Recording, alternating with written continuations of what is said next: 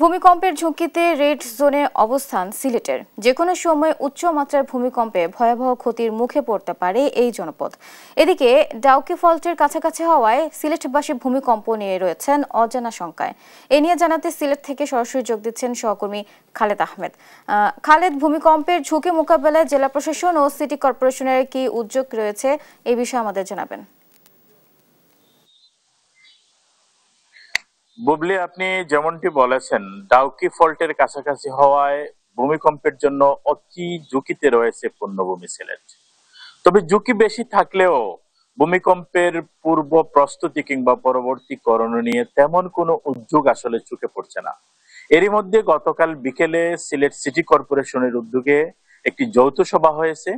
সেই সভায় সিলেটের জেলা প্রশাসক মোহাম্মদ সারোয়ার আলম জানিয়েছেন যে সিলেট শহরের অতি ঝুঁকিপূর্ণ 23টি ভবন তারা নির্ধারণ করেছেন এবং এই ভবনগুলো আগামী সপ্তাহ থেকেই অপসারণের উদ্যোগ নেবে জেলা প্রশাসন। গতকালকে সভায় সিলেটের বিভাগীয় কমিশনার এবং সিটি কর্পোরেশনের প্রশাসক খান মোহাম্মদ রেজাউন নবী, সিলেটের জেলা প্রশাসক, সিসিকের প্রধান নির্বাহী কর্মকর্তা সহ সংশ্লিষ্ট কর্মকর্তা এবং বিশেষজ্ঞরা উপস্থিত ছিলেন।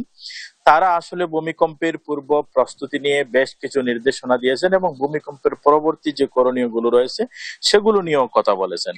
তবে জেলা প্রশাসক যেমনটি আসলে গতকাল আমাদেরকে জানিয়েছেন যে নাগরিকদের সুরক্ষার স্বার্থেই জরুরি ভিত্তিতে এই 23টি ভবন তারা ভাঙার সিদ্ধান্ত নিয়েছেন।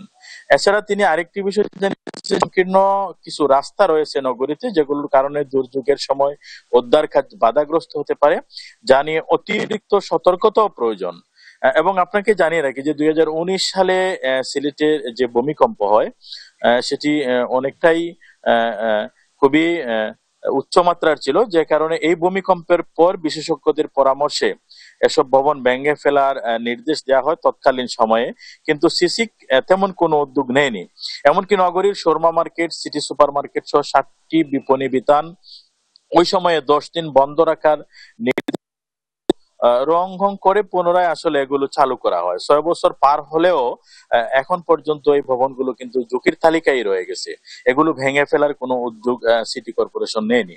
আপনাকে একটি তথ্য জানিয়ে রাখি যে সিসিকের তালিকাভুক্ত যে ঝুঁকিপূর্ণ ভবনগুলো রয়েছে তার মধ্যে রয়েছে কালেক্টরেট ভবন 3, সমবায় ব্যাংক ভবন মার্কেট, মহিলা বিষয়ক কর্মকর্তার যে কার্যালয়টি রয়েছে, Surma market, city super market, Mitali mansion, Ajmir hotel, Madhuban super market, Mannan view, Ambarkhana শুভেচ্ছা 226, চৌকিদিঘি 51/3 সরকারি একটি ভবন, নবপুষ্প 26A, রাজা মেনশন, কিবরিয়া লজ, মিতালি 74, মেঘনা এ 39, পাঠানটুলা সরকারি প্রাথমিক বিদ্যালয়ের একটি ভবন, ওয়ারিস মঞ্জিল, হুসেইন মঞ্জিল, শাহনাজ রিয়াজ ভিলা, নুরানি 14, পৌর বিপণী ও শপিং সেন্টার এবং নগরীর লেচুবাগান এলাকার প্রভাতী ও শ্রীদরা হাউস।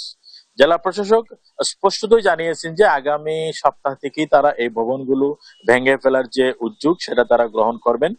সেক্ষেত্রে তিনি সিলেটের আইন শৃঙ্খলা বাহিনীর সহযোগিতাও কামনা করেছেন।